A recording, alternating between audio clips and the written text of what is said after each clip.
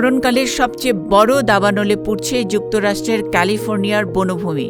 আগুনে প্রতি ঘন্টায় গ্রাস করে নিচ্ছে উত্তর ক্যালিফোর্নিয়ার ৫,০০০ একর জায়গা, যা কিনা ৮ স্কোয়ার মাইলের সমান।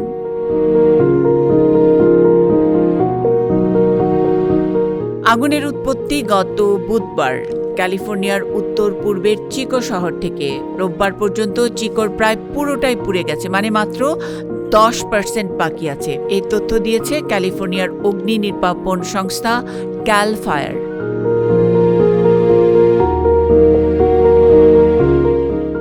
বুধবার থেকে ছড়িয়ে পড়া এই দাবানল আয়ত্তে আনতে কাজ করছেন ২৫০০-এর মতো অগ্নি নির্বাপন কর্মী। প্রাথমিকভাবে পুলিশ ধারণা করছে এই দাবানলের সূত্রপাত একটি জ্বলন্ত গাড়ি। চিকোর বাটল কাউন্টিতে এলিগেটর হোটেলের কাছাকাছি ঘন বনের মোটামুটি একটু উঁচু খাত থেকে জ্বলন্ত গাড়িটি গড়িয়ে দেওয়া হয়। এর সাথে জড়িত সন্দেহে ৪২ বছর বয়সী এক ব্যক্তিকে আটকও করেছে পুলিশ।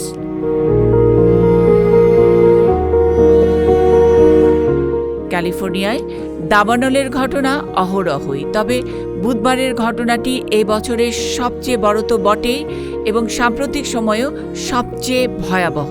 আগুনের তীব্র তাপ ও তার সাথে দমকা হাওয়ায় এবারের দাবানলকে অনেকে বলছেন আগুনের টর্নেডো।